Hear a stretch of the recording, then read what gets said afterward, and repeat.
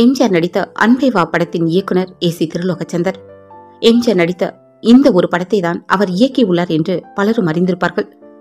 ஆனால் அவர் எம்ஜிஆர் நடித்த குமாரி திரைப்படத்தில் உதவி இயக்குநராக பணிபுரிந்து இருக்கிறார். அப்போதிருந்தே அவருக்கு எம்ஜிஆரோடு தொடர்பு உண்டு. ஆற்காட்டைச் சேர்ந்த திருலோகச்சந்தர் சென்னை பச்சையப்பா கல்லூரியில் படித்து எம்ஏ பயின்றவர். அவர் எம்ஜிஆருடன் பழக நேர்ந்த அனுபவங்களை குறிப்பிடுகிறார். அதாவது, பட்டப்படிப்பில் பொருளாதாரமும் அரசியலும் பயின்ற நான் எதிர்பாராத விதமாக சினிமாவுக்கு வந்து சேர்ந்தேன்.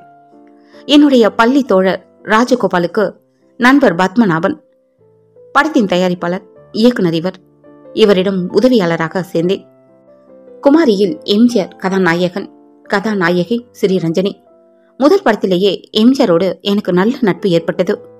எம்ஏ படித்தவன் என்பதால் புத்தகங்களை படிக்கும் பழக்கம் எனக்குண்டு என்பதை அறிந்த எம்ஜிஆர் படப்பிடிப்பு இடைவேளைகளில், ஓய்வு நேரங்களில் என்னோடு பேசுவதில் அதிகம் ஆர்வம் காட்டுவார். நான் படித்ததையெல்லாம் சொல்ல சொல்லி கேட்பார்.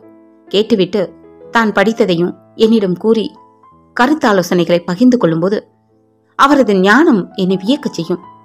அப்போதே அவருக்கு சமூக பார்வையும், இந்த நாட்டு மக்களுக்கு தன்னாலானதை செய்ய வேண்டும் என்ற நல்ல மனமும் இருந்தது. அப்போது பெரிய வசதி படித்த நடிகர் அல்ல எம்ஜிஆர். ஆனாலும் எந்த நேரத்திலும் தேவைப்படும் என்று 100 ரூபாய் நோட்டு ஒன்றை சுருட்டிய முழுக்கை சட்டையில் வைத்திருப்பார். கழுத்தில் உள்ள தங்க சங்கிலியை படப்பிடிப்பு நேரத்தில் என்னிடம் கழற்றி கொடுத்து விட்டு போவார்.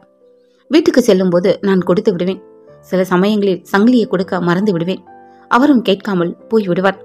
மீண்டும் மறுநாள் படப்பிடிப்புக்கு வரும்போது, சங்கிலியை நீங்கள் மறந்துட்டீங்க, நானும் மறந்துட்டேன் என்று சொல்லிக் கொடுப்பேன். அதனால் என்ன என்று சாதாரணமாக எடுத்துக்கொள்வார். குமாரியில் எம்ஜிஆர் குதிரை சவாரி செய்யும் காட்சிகள் பல உண்டு.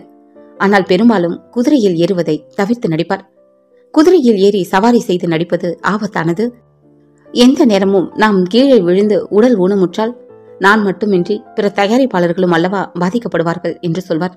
இருந்தாலும் சில சமயம் ரிஸ்க் எடுத்துக்கொண்டு நடிப்பார். குமாரியில் குதிரை மீது கட்டி போடப்பட்டு எம்ஜிஆர் அழைத்து செல்லப்படுவது போல் ஒரு காட்சி. அந்த காட்சியில் நானே நடிக்கிறேன் என்று எம்ஜிஆர் நடித்தார். ராமவரம் தோட்டம் அருகில் உள்ள ஓடை ஒன்றில் படப்பிடிப்பு நடந்ததாக நினைவு. எனக்கு ஆரம்பம் முதலே சிகரெட்டு புகைக்கும் பழக்கம் உண்டு. நல்ல மனுஷன், நல்ல நண்பர் நீங்கள், இதை மட்டும் விட்டு விடலாமே என்று கேட்டார் எம்ஜிஆர். என்னால் விட முடியாத பழக்கம் என்பதால் சிரித்துக்கொண்டு அபிப்பிராயம் சொல்ல மாட்டேன்.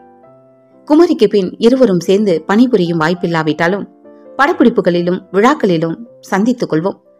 அன்பே வாவில் எம்ஜிஆர் நடிக்கிறார் என்றபோது எனக்கு பெரும் மகிழ்ச்சி. படத்தின் இயக்குனர் நான் தான் என்றபோது எம்ஜிஆருக்கும் மகிழ்ச்சி. தொழில்நுட்ப விஷயத்தில் எம்ஜிஆரின் ஈடுபாடும் அவரது தலையீடும் எனக்கு தெரியும். ஆனால் அன்பே வாவில் எந்த விஷயத்திலும் அவர் தலையிடவில்லை. நானும் அது பற்றி அவரிடம் எதுவும் தலையை கொடுப்பதில்லை. அன்பே வா படத்தின் ஒரு பகுதி படப்பிடிப்பு ஊட்டியில் நடைபெற்றது. அப்போது எம்ஜிஆர் வருவதற்கு முன்பாக சரோஜா தேவி வந்துவிட்டார். சும்மா இருப்பானே என்று அவரை வைத்து படமாக்கிக் கொண்டிருந்தேன். எம்ஜிஆர் வந்தபோது அவரது முகம் ஒரு மாதிரியாக இருந்தது. யாரிடமும் எதுவும் பேசிக் கொள்ளவில்லை. தான் நடிக்க வேண்டிய நேரம் போக மற்ற சமயங்களில் தனியாக என்றும் இருப்பார். என்ன சமாச்சாரம் என்று தெரிந்து கொள்ளாவிட்டால் எனக்கு தலையை வெடித்து விடும் போலிருந்தது. மதிய உணவு நேரத்தில் எம்ஜிஆரிடம், ஏதாவது உங்களுக்கு கோபமா? எதுவாக இருந்தாலும் சொல்லிவிடுங்கள். நீங்கள் பதில் சொல்லாவிட்டால் தொடர்ந்து படப்பிடிப்பு நடக்காது என்று உரிமையோடு சொன்னேன். சற்று மௌனமாக இருந்தவர், என்னை வச்சு ஏன் இன்னைக்கு முதல் சாட்டி எடுக்கல என்று குழந்தையை போல் கேட்டபோது என் குழப்பமெல்லாம் தெரிந்தது. இவ்வளவுதானா? இதற்கு போய் எங்களை இப்படி படுத்தி விட்டீர்களே, இனிமேல் உங்களை வச்சுதான் ஒவ்வொரு நாளும் படப்பிடிப்பு ஆரம்பமாகும் என்று அவருக்கு சமாதானம் சொன்னேன். பொதுவாக எம்ஜிஆர் படம் என்றால் அவர் எவ்வளவு தாமதமாக வந்தாலும் அவர் வந்த பின்பே படப்பிடிப்பு நடக்கும். அன்று வழக்க மாறி போயிருந்ததை எம்ஜிஆரால் தாங்கிக் கொள்ள இயலவில்லை. ஒரு குழந்தையை போல் சங்கடப்பட்ட உள்ளம் எம்ஜிஆர் உடையது.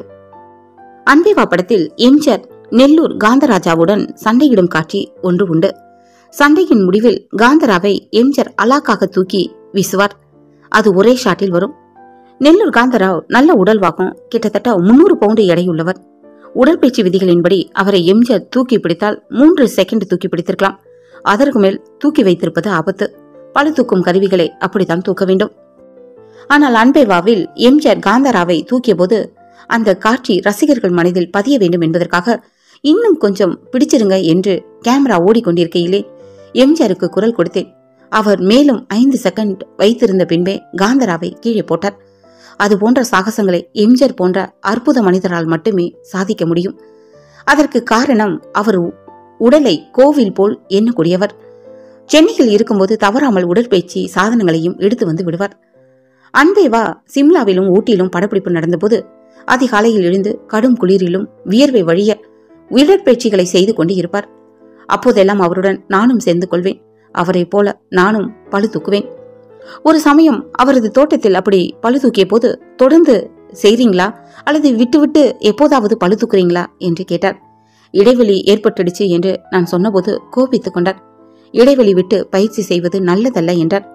சிம்லாவில் அன்பேவா படப்பிடிப்பிற்கு எம்ஜிஆருடன் அவரது மனைவி VN ஜானகி அவர்களும் வந்திருந்தார். நாங்கள் அங்கே ரயில் பயணம் செய்யும் போது கல்கா என்ற ஸ்டேஷனில் ரயில் நின்றது. திருமதி ஜானகி ஒரு சோடா கிடைத்தால் தேவல என்றார். அவ்வளவுதான். யார் முதலில் சோடா வாங்கி வருவது என்பதில் எம்ஜிஆருடன் நான், AVM சரவணனும் போட்டா போட்டி போட்டோம். எங்கள் கம்பார்ட்மெண்ட் இருந்த இடத்திலிருந்து சுமார் 100 மீட்டர் தூரத்தில் இருந்த கடைக்கு ஓட்டப்பந்தயமாக சென்றோம். எம்ஜிஆருடன் ஓடி பார்க்க முடியுமா என்ன? அவரே சோடா வாங்கி தன் மனைவிக்கு தந்தார். ஆனாலும் நாங்கள் சிரித்தபடி ஓடிய ஓட்டத்தில் அன்று பிளாட்பாரமே அதிர்ந்து போனது. மேல் மூச்சு கீழ் மூச்சு வாங்க தன் கணவர் சோடா வாங்கி வந்ததை கண்டு ஜானகி அம்மையாருக்கு வேடிக்கையாக இருந்தது. சிம்லாவில் ஒரு நாள் அங்கிருந்த ராணுவ மருத்துவமனைக்கு விஜயம் செய்வதாக இருந்தார் எம்ஜிஆர் அவர்கள். சும்மா எப்படி போவது, அங்கு சிகிச்சை பெறுபவர்களுக்கு ஏதாவது கொடுக்க வேண்டுமே என்ற திட்டமிட்ட எம்ஜிஆர் சிம்லாவில் கிடைக்கவில்லை என்று ஹார்லிக்ஸ் பாட்டில்களை டெல்லியில் இருந்து வரவழைத்து எடுத்துச் சென்றார். மருத்துவமனையில் எம்ஜிஆரை பார்த்த தமிழ் ஜவான்களுக்கு ஏக மகிழ்ச்சி. ஒவ்வொருவரையும் பார்த்து அவர்களை பற்றி விசாரித்து விட்டு வந்தவர் உடல் முழுவதும் கட்டு போடப்பட்டிருந்த சீக்கிய வீரர் ஒருவருக்கு அருகில் சென்றார். அவர் முகத்திலும் கட்டு போடப்பட்டு இருந்தது. கண்கள், மூக்கு, வாயை தவிர மற்றதெல்லாம் கட்டுக்குள் இருந்தன. என்ன நடந்தது என்று எம்ஜிஆர் விசாரித்த போது டாக்டர் அவரை பற்றி சொல்ல எம்ஜிஆருக்கு மனம் தாழாமல் கண்களில் நீர் கசிந்தது. அவருக்கு ஆறுதல் சொல்லி ஹார்லிக்ஸ் பாட்டில்களை கொடுத்துவிட்டு உங்களுக்கு என்ன உதவி தேவைனாலும் கேளுங்க என்று எம்ஜிஆர் சொன்னபோது அசையாதிருந்த நிலையில் சிங்கிற்கு அழுகை வந்து கண்களில் நீர் பெருகியது. அன்பேவா படத்தில் வரும் நாடோடி நாடோடி ஓட வேண்டும் ஓடோடி ஓடோடி என்ற பாடலில் எம்ஜிஆர் சரோஜா தேவி குழுவினருக்கு பதிலடி கொடுப்பது போல் புலியைப்பார் நடையிலே புயலைப்பார் செயலிலே என்று ஆடி பாடுவார். அந்த நடன காட்சியில் கொஞ்சம் ரிஸ்காக ஆட வேண்டும், தன்னால் முடியுமா என்று எம்ஜிஆருக்கு சந்தேகம் இருந்தது. நாங்கள் கொடுத்த உற்சாகத்தில் சரிவர ஒத்திகை கூட பார்க்காமல் பிரமாதமாக ஆடினார். இப்படி முடியாத விஷயம் எம்ஜிஆரின் வாழ்வில் எதுவும் இருந்ததில்லை. அன்பேவா படப்பிடிப்பு ஊட்டியில் நடந்தபோது சரோஜா தேவி கால்ஃப் பந்தை தவறாக அடிக்க எம்ஜிஆர் அவருக்கு எப்படி பந்தை சரியாக அடிக்க வேண்டும் என்று கற்றுத் தருகிறார். முதலில் சரோஜா தேவி பந்தை அடிக்க வேடிக்கை பார்த்தவர்கள் எல்லாம் சிரித்து விட்டார்கள். அடுத்து எம்ஜிஆர் அடிக்க வேண்டும். அவர் எப்படி அடிக்கப் போகிறார் என்று கூட்டத்தில் இருந்தவர்கள் மட்டும் அல்ல, நாங்களும் பார்ப்பதற்கு ஆவலாக இருந்தோம். எம்ஜிஆருக்கு கால்ஃப் விளையாடும் பழக்கம் கிடையாது. பழக்கம் இல்லாமல் அதை சரியாக செய்யவும் முடியாது. காரணம், கால்ஃப் ஸ்டிக்கை லாவகமாக பிடிப்பது, அதை உயர தூக்கி பந்திற்கு கொண்டு வருவது, பந்தை அடித்து வீசுவது என்று 3 விஷயங்கள் இருக்கின்றன. ஆனால் அத்தனை பேரும் ஆச்சரியப்படும் வகையில் எம்ஜிஆர் அடித்த பந்து போன உயரமோ வேகமோ நிஜ வீரரின் செயலை மிஞ்சி இருந்தது. 1967 குண்டடிப்பட்ட எம்ஜிஆரை மருத்துவமனை சென்று சந்தித்தேன். கட்டு போடப்பட்டிருந்த நிலையில் எப்படி நடந்தது என்று கேட்டேன். அசையக்கூடாது, அதிகம் பேசக்கூடாது என்று டாக்டர்கள் கட்டளையிட்டு இருந்தாலும் எம்ஜிஆர் அதை பொருட்படுத்தாமல் தன் காது பக்கம் என் விரலை விட சொல்லி குண்டி இப்படி பாய்ந்தது என்பதை விளக்கி காட்டினார். எம்ஜிஆர் அமெரிக்கா சென்று திரும்பிய பின் 1985 ஜூன் மாதம் என் மகள் திருமணத்திற்காக அவரை அழைத்திருந்தேன். அவசியம் வருவதாக சொன்னார். ஆனால் பொது நிகழ்ச்சிகளில் கலந்து கொள்ளக்கூடாது என்று டாக்டர்கள் நிபந்தனை விதித்திருந்ததால் எம்ஜிஆர் வரமாட்டார் என்று நினைத்திருந்தேன். ஆனால் சரியான நேரத்தில் வந்ததோடு சுமார் அரை மணி நேரம் தான் உடல் உபாதையும் சகித்துக் கொண்டு இருந்துவிட்டு எம்ஜிஆர் சென்றதைக் கண்டு மனம் நெகிழ்ந்து விட்டேன்.